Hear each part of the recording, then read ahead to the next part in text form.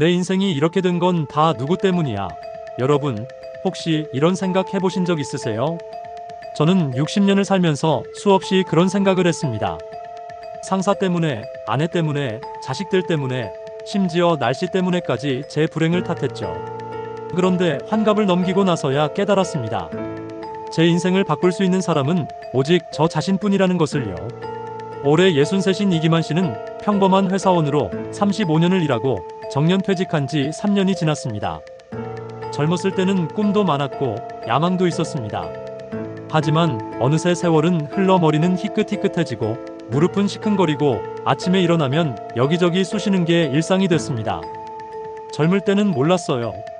내가 선택할 수 있다는 게 얼마나 큰 힘인지. 항상 상황이 나를 끌고 다니는 줄 알았죠. 이기만 씨의 직장 생활은 순탄하지 않았습니다. 특히 마지막 10년은 참 힘들었습니다. 20년 넘게 일한 회사에 새로운 부장이 왔는데 그 사람과는 도무지 맞지 않았습니다. 회의 때마다 기만 씨의 의견은 묵살됐고 중요한 프로젝트에서는 늘 배제됐습니다. 매일 아침 출근하는 게 고역이었습니다. 전날 밤부터 속이 쓰리고 출근길에 차 안에서 한숨만 나왔죠. 왜 하필 우리 부서에 저런 사람이 왔을까? 저 사람만 없으면 내 직장 생활이 얼마나 행복할까, 그런 생각뿐이었어요. 기만 씨는 그 시간을 버티는 것에만 급급했습니다. 부장을 바꿀 수도 없고 다른 부서로 옮길 기회도 없었습니다. 그저 정년까지 버티면 된다는 생각으로 하루하루를 견뎠습니다. 퇴근하면 소주로 하루를 마감하는 게 일상이 됐습니다. 아내가 그러더군요. 당신이 변한 것 같다고. 집에서도 짜증만 내고 자식들한테도 화만 낸다고. 저는 그 말에 더 화가 났어요. 내가 왜 이러는지 알기나 해? 다 회사 때문이야. 그렇게 소리쳤죠.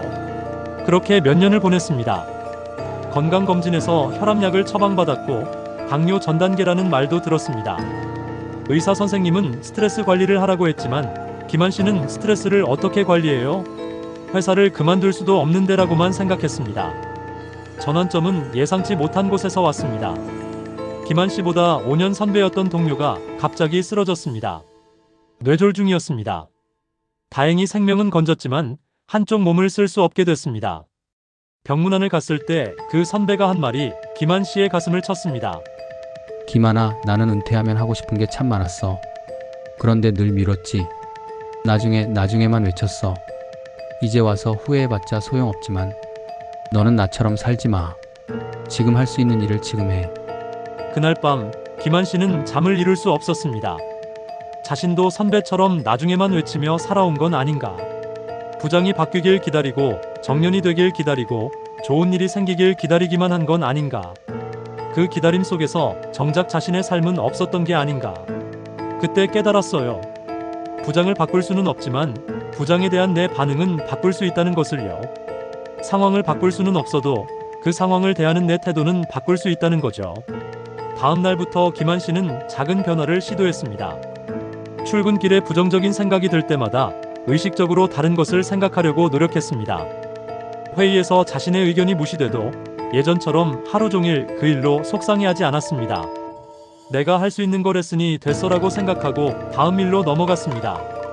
처음에는 어색하고 어려웠습니다. 수십 년 굳어진 습관을 바꾸는 게 쉬울 리 없었죠. 하지만 조금씩, 정말 조금씩 달라지기 시작했습니다. 퇴근 후 소주잔을 잡는 대신 운동화 끈을 묶었습니다. 동네를 걷기 시작했습니다. 처음에는 10분도 힘들었지만 한 달쯤 지나니 30분, 1시간도 걸을 수 있게 됐습니다. 걷다 보니 생각이 정리되더군요. 그리고 신기한 게 걷고 나면 기분이 나아지는 거예요. 부장이 바뀐 것도 아니고 회사 상황이 좋아진 것도 아닌데 제 기분은 확실히 나아졌어요.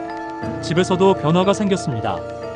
아내에게 짜증을 덜 냈고 아내의 말을 더 들으려고 노력했습니다. 자식들에게 전화할 때도 잔소리 대신 안부를 물었습니다. 완벽하지는 않았습니다. 여전히 화가 날 때도 많았고 옛날 습관으로 돌아갈 때도 있었습니다. 하지만 예전과는 분명 달랐습니다. 정년 퇴직을 1년 앞두고 기만 씨는 더 이상 하루하루를 견디지 않았습니다. 오히려 퇴직 후 무엇을 할까 계획을 세우기 시작했습니다. 젊었을 때 하고 싶었던 것들, 미뤄뒀던 것들을 적어보기 시작했습니다. 퇴직하던 날 그토록 싫었던 부장이 김한 씨에게 말했습니다. 이 과장, 마지막 1년은 참 달라 보였어요. 무슨 좋은 일 있었어요? 김한 씨는 웃으며 대답했습니다. 네, 좋은 일이 있었죠. 제가 선택할 수 있다는 걸 깨달았으니까요. 퇴직 후 3년, 이제 김한 씨는 자원봉사 활동을 하며 주 3회 복지관에 나갑니다. 거기서 만난 사람들과 함께 등산도 다니고 때로는 여행도 갑니다. 물론 매일이 행복한 건 아닙니다. 무릎은 여전히 아프고 경제적으로 넉넉하지도 않습니다. 자식들이 걱정될 때도 많습니다. 하지만 이제는 알아요. 이 모든 상황 속에서도 내가 어떻게 반응할지는 선택할 수 있다는 것을요. 무릎이 아프다고 하루 종일 집에만 있을 수도 있고, 아픈 대로 할 수 있는 운동을 찾을 수도 있죠. 돈이 없다고 불행할 수도 있고, 돈 안 들이고 행복할 방법을 찾을 수도 있고요. 김한 씨는 자신이 겪었던 어려움들을 후회하지 않습니다. 오히려 그 어려움들이 자신을 단련시켰다고 생각합니다. 미움받는 부장, 힘들었던 직장 생활이 없었다면 저는 계속 남 탓만 하며 살았을 거예요. 그 어려움이 저를 변화시켰습니다. 요즘 김한 씨는 복지관에서 만나는 후배들에게 자주 이야기합니다. 우리는 생각보다 훨씬 강해요. 지금까지 살아오면서 얼마나 많은 어려움을 이겨냈어요? 실패도 했고, 좌절도 했고, 아팠고, 힘들었지만 우리는 다 이겨냈잖아요.